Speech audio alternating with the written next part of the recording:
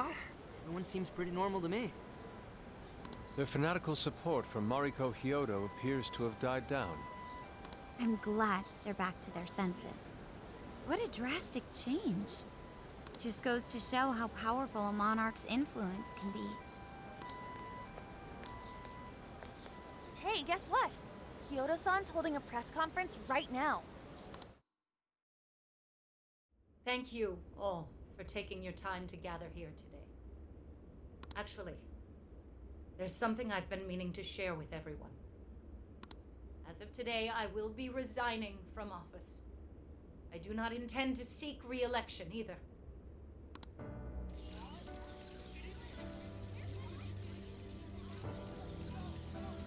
During my time as mayor, I've betrayed all of your trust. You may think of me as a mayor who's earned your trust, but in truth, there's plenty that I'm ashamed of. The snow sculpture that collapsed was built by an unscrupulous company that bribed one of my staff. In spite of my responsibility, I neglected to see the finer details and went ahead with the construction. As a result, the sculpture ended up collapsing, and a girl's precious life was lost. Furthermore, I elected to cover up the truth, all so I could save my position. I've been garnering votes I didn't deserve in order to stay on as mayor. I betrayed everyone to protect myself and covered it up by allowing more wrongdoing. I am among the guilty. That little girl, she died because of me. As such, I will have the police reinvestigate the case and offer my full assistance. And again, I will drop out of the election and forfeit my position as mayor.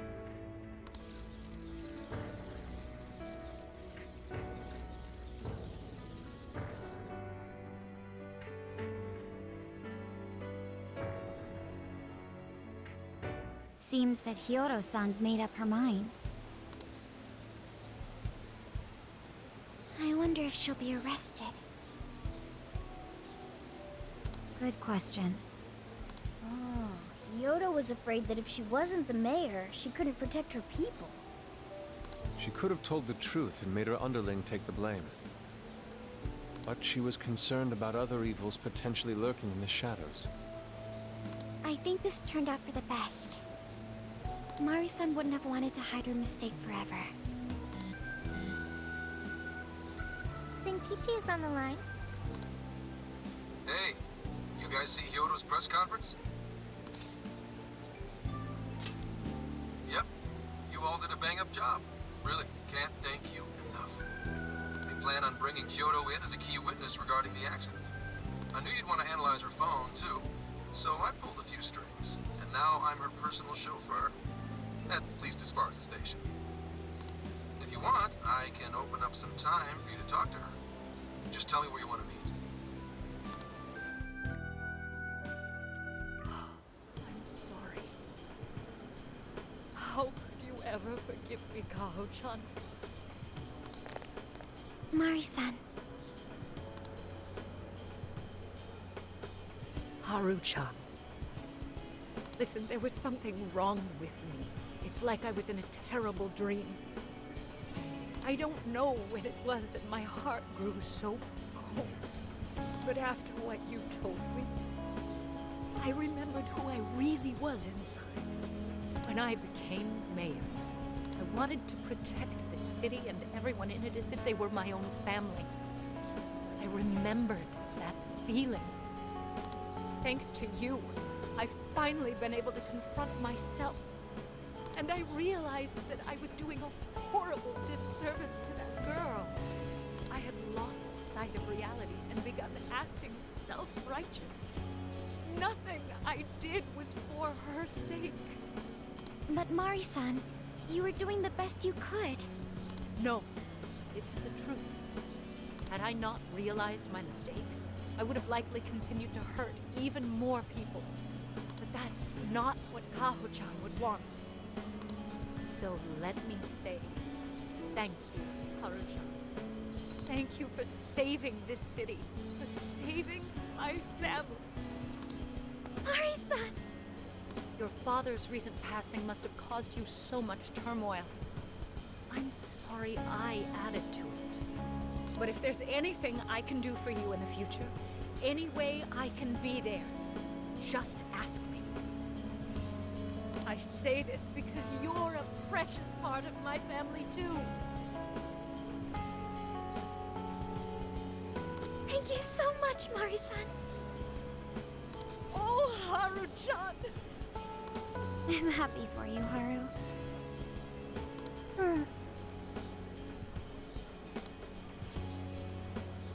I suppose I must get going.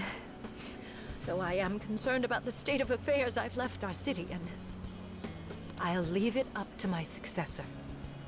An arrogant wretch like me has no place being the mayor. Does that mean you won't be involved in politics anymore? Yes, I'm too ashamed to show my face in public. And at my age, there are plenty of younger folks who can... Mayor.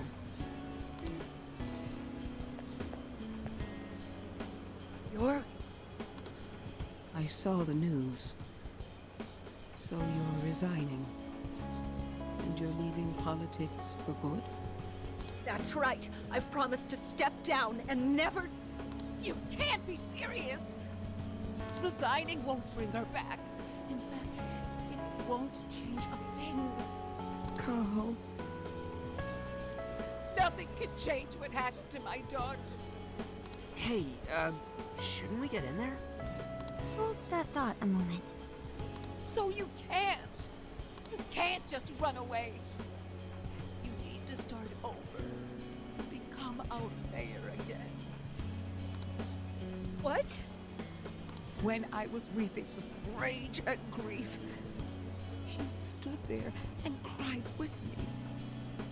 Instead of running away, you were there when I needed someone the most.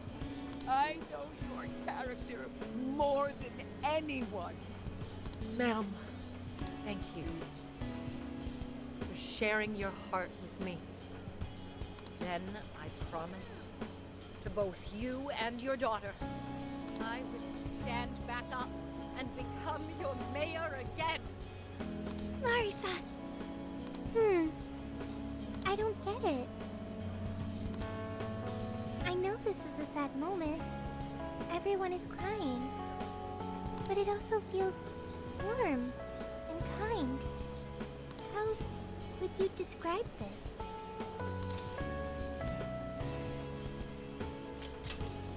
I see. So that's why Haru helped Hyodo to transform sadness into happiness. Recording valuable data. Sophia has learned happiness.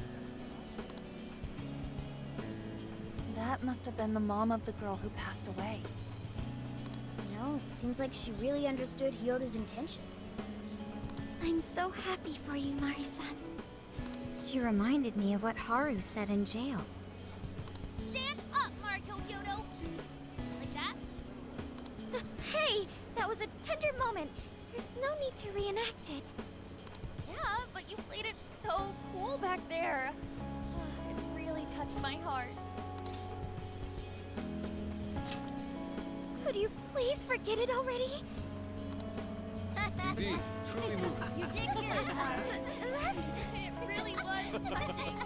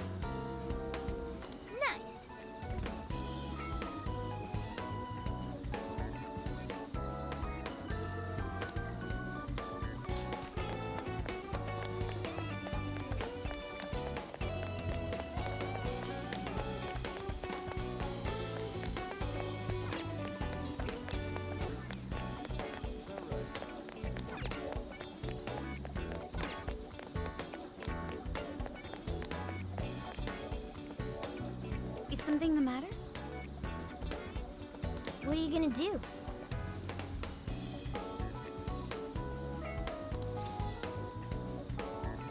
Let's get going.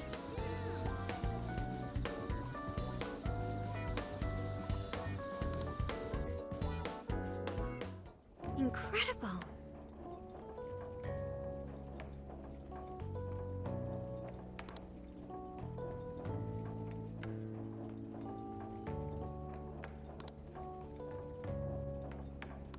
Um...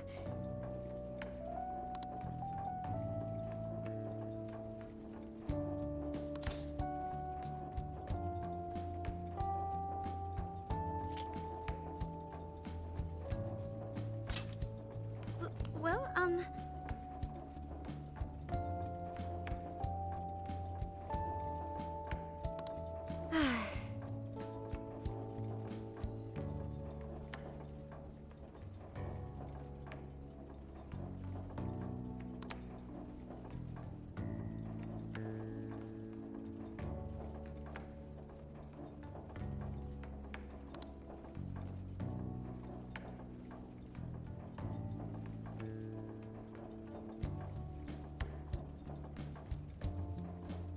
my.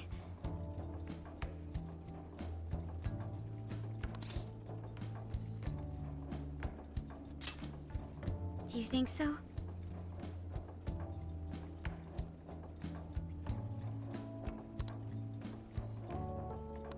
I was thinking.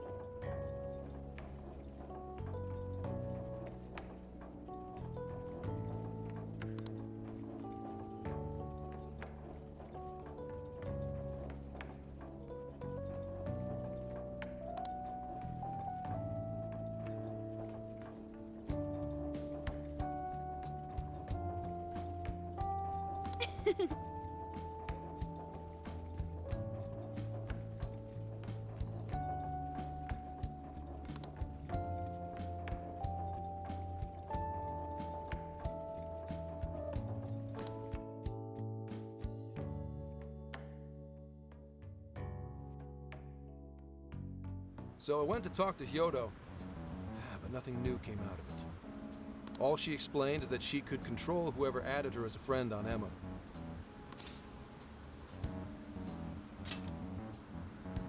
Come on, don't give me that look. Here, I at least got her smartphone. Now that's what I want to see. After reviewing the facts, I've just about confirmed it. Each of these so-called incidents, I think they all stemmed from a mastermind. Oh? I'm curious as to why you think so. Hyodo, Natsume, Alice. All three were changing people's hearts to do bad things. But deep down, none of them were truly evil. At the very least, they're not the same as the rulers who distorted reality for their own sakes and ended up spawning palaces. I'd been considering that as well. Before Natsume lost sight of his writing, he was diligently working toward his dreams. Alice, too. She was doing her very best to be a ray of light and hope for other people. Mari-san was also striving for the betterment of everyone in Sapporo. Right. They're different from criminal scum like Kamoshida and Madarame, who acted only for their own benefit. Okay, but how does a handful of not-so-evil monarchs prove there's a mastermind behind all this? The fact that jails are fundamentally different from palaces provides us a big clue. For starters, jails don't have any treasures for the taking. All we found are people's stolen desires. That means monarchs don't have twisted enough wills to reshape reality and form treasures. Which would mean that jails aren't created by the monarchs themselves. Someone else must be doing the creating. Our final clue is the locks on all those bird cages. In order to get to the monarch, we've always had to unlock a door that denies us passage.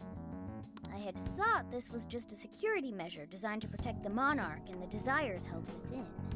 But if that were the case, why would traumatic memories the monarch would rather erase be the key to unlocking it? Given that these are cognitive worlds, maybe it means monarchs think their trauma will protect them. I find that rather odd. If anything, I would think it's the other way around. correct. What if it is the other way around?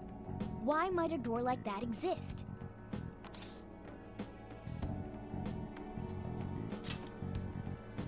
Right. I think so too. What if that door isn't to keep intruders out, but to trap monarchs in?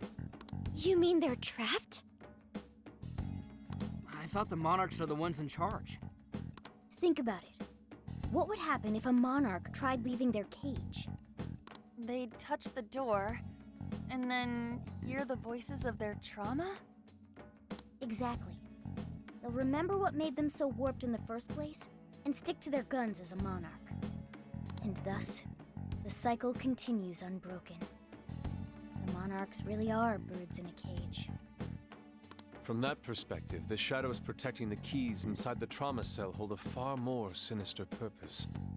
They aren't there to prevent the Monarch's trauma from being discovered. They're wardens guarding an elaborate system to ensure the Monarch's imprisonment. Let me get this straight. You're basically saying these monarchs are being manipulated, and by virtue of that, there's somebody doing the manipulating. How's Hyodo-san's smartphone looking? Nothing wrong with her phone or the Emma installed, but I did find traces of surveillance. Huh, I'll bet it's the same snooper we keep running into, though I'm lost as to who it might be. So this observer and our mastermind may just be one and the same. Anyone have any guesses? Our first suspect is Medivh, the company in charge of Emma. Since you can't get into jails without Emma, I can't write it off as mere coincidence. Medivh, huh? Too bad we can't just storm their headquarters. You mean the cops can't actually do that? Of course not. How could we even put out a warrant on them? By saying they go around turning people into monarchs? You have a call from Ichinose. Hi there! Sorry for the relative lapse in communication, but I did turn up some info that I thought you guys might like to know. So, I've been looking into Emma all this time, and I still have yet to find any differences between her past and present versions. I mean, this is state-of-the-art tech, not something just anybody could pry open and take a look inside. But then I took a peek at Emma's changelog, and that's where things got interesting. It seems Emma was transported to Okinawa at some point after I sold her to Medivh. Yes, exactly. Why was the first thing that popped into my head. So I dug around some more. And I found that off the coast of Okinawa, on the island of Kokojima, Medivh apparently has a research lab. Oddly enough, its existence is unknown to the public, and when I called to ask for records, nothing came up. Basically, they're running a secret research lab. How crazy is that? So, if Emma's been altered in any way, I would think it had to have been done on that island. Well, guys, wasn't I a super stellar source of information? Ooh, is that praise I hear? You mean I did a good job?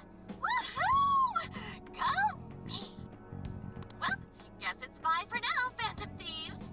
Please regale me with tales of your adventure another time. So what did Ichinose-san say? Okinawa? Crystal clear waters? Shisa statues? Juicy pineapples? Shinsuko cookies? Oh, that too! It's that ramen-like thing, yeah? Guys, can you snap out of it? If it's an unregistered facility, we could always say we're conducting a field survey. That way we could ensure their cooperation. We may even find proper evidence that could be used in court. It may be well worth going. But Kokojima is a bit far from the Okinawa mainland. Then I guess we'd have to go by plane. Wait, what about our precious Feathermobile? We've taken it all this way. That's what you're naming this thing? Plus, you said it'd be dangerous using public transportation.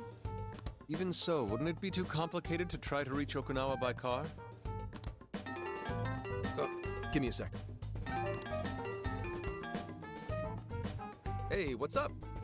Yeah. Yeah. Of course I'm aware, but I also have a job to do, you know?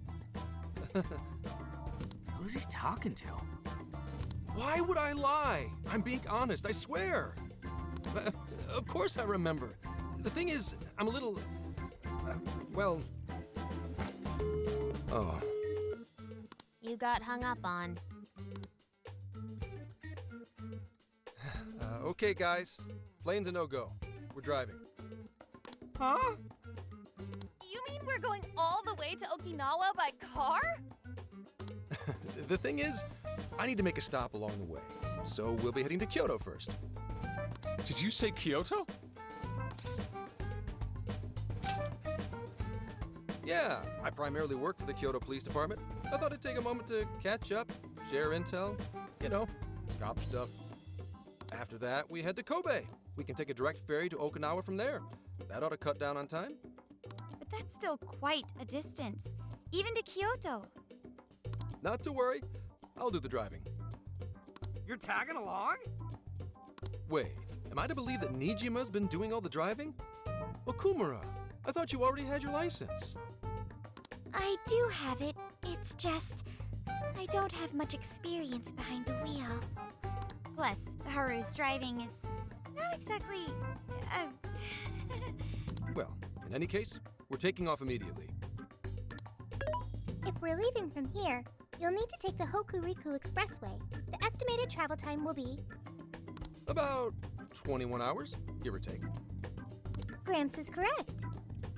21 hours? Are you nuts? You forget I'm an officer of the law? We're badass at driving. What's with him all of a sudden? It's like he lit a fire under his ass.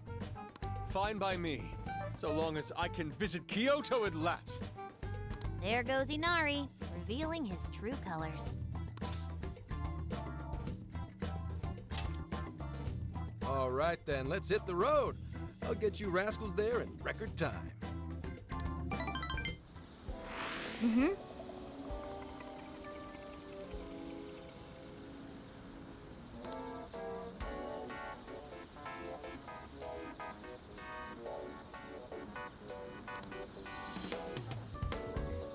Let's get to work.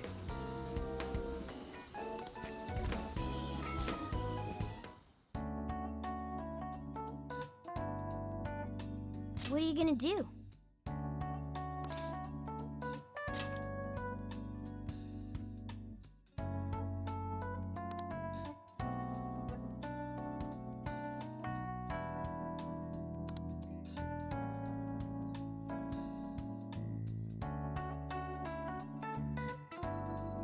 Would you like me to drive for a while?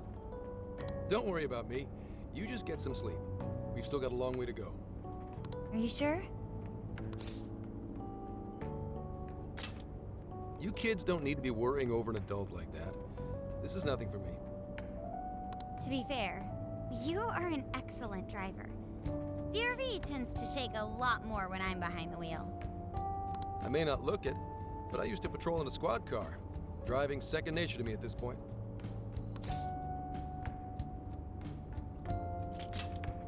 It was just part of the job. How tough is it, being police?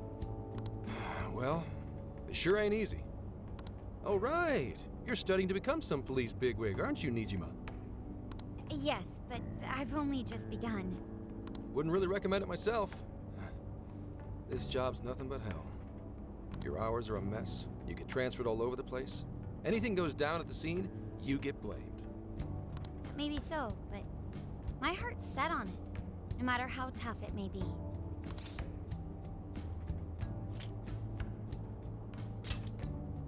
Thank you. Well, if your heart's set, then do what you gotta do.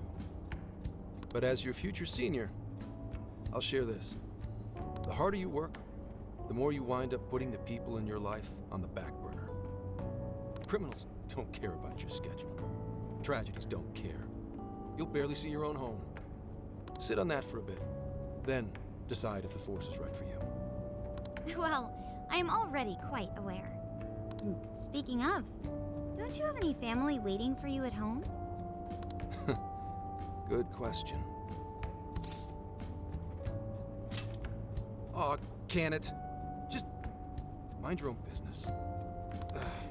Let's just say you've got to think about yourself before you can worry about anyone else. Yes, I suppose that's true. Hmm? What's up now? You just reminded me of my father, is all. He was an officer, too. Unfortunately, he lost his life on duty. I see. He took his job a lot more seriously than you seem to, but when you boil it down, you two are actually quite similar. You shouldn't diss your father so badly, comparing him to me. So, Nijima? When you were little, your old man probably wasn't home often either, was he? How'd you feel about that? Huh? Well, in retrospect, I'm very proud. My father was an officer who acted on his beliefs all the way to the end. He taught me that his duty was to keep people from being hurt. It may just be his influence on me, but I think becoming an officer is still an admirable path in life. If only that were always true. Our ability to help is restrained. The shrewder and more malicious the target, the less we can actually serve them justice. Held back by superiors, held back by the red tape, held back by all sorts of laws. The only thing the police do is obey orders, even when they involve total injustice or an absence of human logic. Basically, the cops I see every day are nothing but a bunch of spineless dogs. And that includes when I'm looking in the mirror.